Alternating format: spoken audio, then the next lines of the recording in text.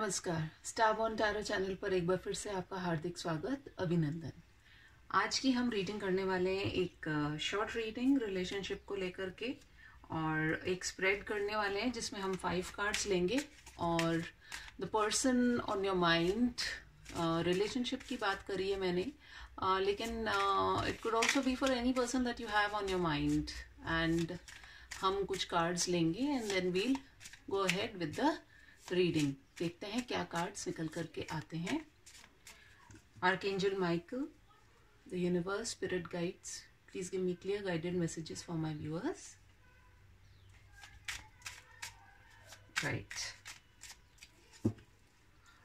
And we are going to proceed with the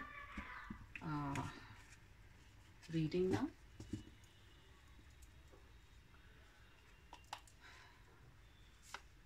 ये card आपके लिए एंड आपका चैलेंज क्या है अभी इस पर्सन से related. This card is for the concern person जिसके बारे में आप सोच रहे हैं, एंड देयर चैलेंज। साथ ही साथ हम देखेंगे this is the final outcome. आप दोनों की म्यूचुअल एनर्जीज इस बारे में क्या है। ओके, सो अगर क्लैरिफाइज की ज़रूरत होगी तो हम देखेंगे। This is you, so this is the daughter of wands and we have the 7 of swords, sorry, 7 of wands. This is the person that you're thinking about, and hermit आया है इसके अंदर, और उनका चैलेंज क्या है? The queen of wands. Okay, so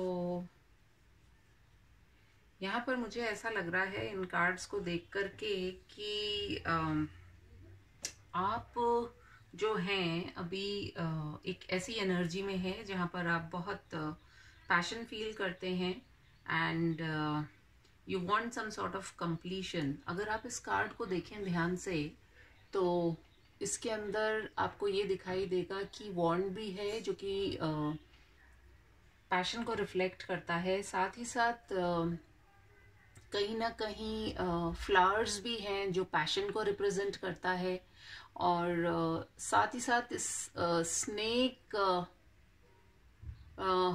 की जो एनर्जी है, तो स्नेक्स जो होते हैं वो काफ़ी सारी, मतलब कहते हैं ना कि इस रिश्ते में हो सकता है आपने काफ़ी अप्स एंड डाउन्स देखे हैं, एंड देयरफॉर आप जो कंप्लीशन चाह रहे हैं इसमें नंबर 8 भी बनता हुआ दिख रहा है। अगर आप ध्यान से देखें कहीं ना कहीं बहुत सारे बदलाव हुए हैं इस रिश्ते में, and it could also be somewhere कि शायद आप काफ़ी एफर्ट लगाया है आपने, और कहते हैं ना कि एक जैसे कुछ ऑब्स्टिकल है, मतलब बहुत सुंदर है सब कुछ, लेकिन कुछ चीज़ बीच में, जैसे कहते हैं ना कि कोई फांस अड़ी हुई है, और जब तक वो फांस निकलेगी नहीं तो ये चीज़ें आगे कैसे बढ़ेंगी। And that is the biggest challenge for you right now. आपकी लाइफ में अभी आप यही चैलेंज को फेस कर रहे हैं। अगर हम इस कार्ड को देखें तो डेफिनेटली आप देखेंगे कि यहाँ पर जो 3 वॉन्ड्स इधर हैं और 3 वॉन्ड्स इधर हैं, लेकिन बीच वाला जो है इसमें काफ़ी कुछ एक उम्मीद जो है वो नज़र आ रही है। एंड हो सकता है कि आपने काफ़ी एफर्ट भी लगाया है, कहीं ना कहीं एफर्ट भी लगाया है, एंड आपको कहीं ना कहीं ऐसा लग रहा है कि शायद ये काफ़ी टाइम से आप जो हैं इस रिश्ते में आप लगे हुए हैं, और आप एक उम्मीद है, आपको एक आस भी है, but you are taking a stand also. हो सकता है पहले आपने चीज़ों को शायद जो कुछ भी, मतलब कहते हैं ना कि सारी चीज़ें एक तरफ, और एक जो अब आपका थॉट प्रोसेस चल रहा है, you are taking a stand somewhere. अब आप अपनी बात पर कायम होने वाले हैं। तो आपका यही है बिगेस्ट जो चैलेंज अभी जो आप फेस कर रहे हैं। यू वांट कि इस रिश्ते में कुछ बेटर हो, कुछ अबंडेंस भी आए, कुछ फ्रूटफुल होता हुआ नजर आए। वहीं कहीं ना कहीं ये जो पर्सन है ये हर्मिट एनर्जी में है। मतलब ये अंदर से तो बहुत सॉफ्ट है, लेकिन बाहर से इन्होंने कहीं ना कहीं अपने आप को बहुत सख्त बना करके रखा हुआ है। अब वो सख्त क्या वजह हो सकती है, काफी हिडन रखते हैं, काफी कहते हैं ना हार्ड नट टू क्रैक वाली जो बात होती है, इस व्यक्ति तक पहुंचना बहुत मुश्किल है, लेकिन एक बार आप पहुंच जाओ तो बहुत कुछ है। और यहाँ पर भी अगर आप देखेंगे तो इसमें भी आपको स्नेक एनर्जी दिखाई दे रही है। और ये जो स्नेक है ये कहीं ना कहीं प्रोटेक्ट कर रहा है। क्वीन ऑफ वॉन्ड्स है, पैशन बहुत है, तो दोनों तरफ पैशन तो बहुत है, लेकिन ये कुछ ना कुछ अपना प्रोटेक्ट कर रहे हैं। जैसे ये जो स्नेक है ये अपने एग्स को प्रोटेक्ट कर रहे हैं। तो ये इनका चैलेंज शायद कुछ ऐसा है कि ये अपने आप को किस चीज से प्रोटेक्ट कर रहे हैं। और कॉमन चीज क्या दिख रही है, आप अगर ये देखेंगे तो आपके यहाँ पर भी एक कोई चीज जो है ना वो फंसी हुई है, और इनके साथ में भी देखा जाए तो ये चीज कुछ फंसी हुई है। हम क्लैरिफायर्स लेते हैं, देखते हैं कि आपके लिए ये जो डॉटर ऑफ वैंड्स जो आया है ये क्या चीज, मतलब व्हाट इज द ऑब्स्टिकल। अगर हम इसको देखें, ये जो आपकी एनर्जी है, तो इससे थोड़ा सा और शायद आइडिया मिल जाएगा। We'll take 2 cards और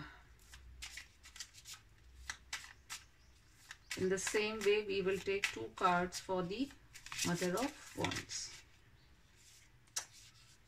कार्ड खुल गया है, लेना तो पड़ेगा। And 1। चलिए देखते हैं आपके लिए क्या कार्ड निकल के आया है। We have the 5 of Wands and we have the King of Swords।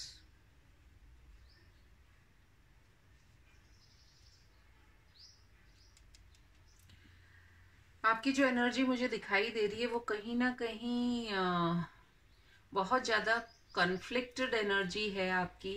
बहुत कुछ ऐसा हुआ है जो कि आप शायद अपनी बातों को जिस तरीके से रखना चाह रहे थे आप रख नहीं पाए, और जो आपने जब रखी तो वो इतनी क्लियर थी। मतलब जैसे ये 5 ऑफ वॉन्ड्स को यदि हम देखते हैं तो बहुत कॉन्फ्लिक्टेड एनर्जी है, लेकिन वहीं आप यदि इस किंग ऑफ सोर्ड्स को आप देखते हैं तो जैसे आउल को रिप्रेजेंट करता हुआ दिखाया है, लेकिन उसकी आईज देखिए, the eyes are so clear that now nothing is hidden.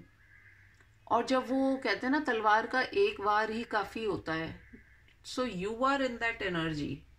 अब आप नॉनसेंस बर्दाश्त नहीं करेंगे कहीं ना कहीं। And let's see your person. We have transformation and the Empress। तो हो सकता है इन्होंने काफी ये जो सोच विचार किया है, उसके बाद में ये जो प्रोटेक्ट करना चाह रहे हैं, ये प्रोटेक्ट शायद अपने आप को करना चाह रहे हैं, अपने पास्ट की जो एनर्जीज इनकी रही हैं उससे अपने आप को ये प्रोटेक्ट करना चाह रहे हैं। एक ट्रांसफॉर्मेशन भी आ रहा है इसके अंदर। कहीं ना कहीं से ये 2 ऑफ पेंटिकल्स अगेन जगलिंग वाली सिचुएशन है। ये कोई 2 चीजों को जगल कर रहे हैं। और एम्प्रेस का कार्ड आया है, तो मुझे लगता है कि शायद जो चैलेंज है इनके लिए यही है कि या तो इनकी लाइफ में कोई और है, और या फिर ये आपको जो है एम्प्रेस की जगह पर देखते हैं। बिकॉज यहाँ पर भी जो किंग आया है ना, सो बिकॉज मुझे ऐसा लगता है कि आप you can see right through this person. So this is the biggest challenge for him और हर। एंड बट ये करना चाहते हैं आपके लिए कुछ, क्योंकि हर्मिट की एनर्जी भी है एंड सोच विचार बहुत कर रहे हैं। This person is going through a lot right now. Let us see the conclusion, the hierophant. तो कहीं ना कहीं द हायरोफेंट यहाँ पर हम देखें तो वी हैव द नंबर 5 जो कि चेंज को रिप्रेजेंट कर रहा है। तो आप दोनों के बीच में जो कुछ भी रहा हो स्थितियां, आपकी म्यूचुअल जो आपकी एनर्जीज है वो यही है कि you want this change, you want जो भी बातें जो ढकी छुपी हैं, जो दरवाजे बंद हैं, जिनके पीछे से आप नहीं देख पाए हैं, उस दरवाजे को आप दोनों ही खोलना चाह रहे हैं, क्योंकि ये म्यूचुअल कार्ड है। और कहीं ना कहीं you know the crow also represents की स्पीकिंग योर ट्रूथ। कहीं ना कहीं अब आपको चाहे बिजली गिरे, बादल फटे, तूफान आए, कुछ भी हो, आप दोनों अपनी बात एक दूसरे से शेयर करना चाहते हैं। और आप दोनों के पास ही एक दूसरे के दिल की चाबी भी है। So you know this is a relationship, ये पैशनेट रिलेशनशिप की तरफ ही चला गया ये reading. And I think you both want things to work out between you, या जो कुछ भी ऐसा रह गया है छुपा हुआ, उसको आप सामने रखना चाहते हैं एक दूसरे के। और I think this is a very positive reading to get. And अगर आप इसमें और डिटेल में जानना चाहते हैं तो you can contact me for a paid reading. I hope this helps you all. And जिसके लिए भी ये मैसेज था, आप देखिए अपनी एनर्जी को भी, दूसरे की एनर्जी को भी। और कोई भी रिलेशनशिप होता है तो उसमें mutual understanding is very important. थोड़ा सा कंपैशन भी रखिए, क्योंकि हर व्यक्ति की स्थितियां, परिस्थितियां अलग अलग हो सकती हैं। अगर आप चाहते हैं इस रिश्ते को आगे लेकर के चलना तो थोड़ा सा एडजस्टमेंट भी करना पड़ेगा एक दूसरे के साथ में। एंड इतना भी बुरा जीवन नहीं होता है किसी का, हमारी सोच ही उसे सही या गलत दिशा देती है। I hope this reading helps you. अगर इससे आपको कुछ भी लगता है पॉजिटिव तो please do like, comment, share and subscribe to my channel. और मैं आपसे फिर मिलूंगी अपनी किसी और रीडिंग में। तब तक के लिए टेक केयर, बाय बाय।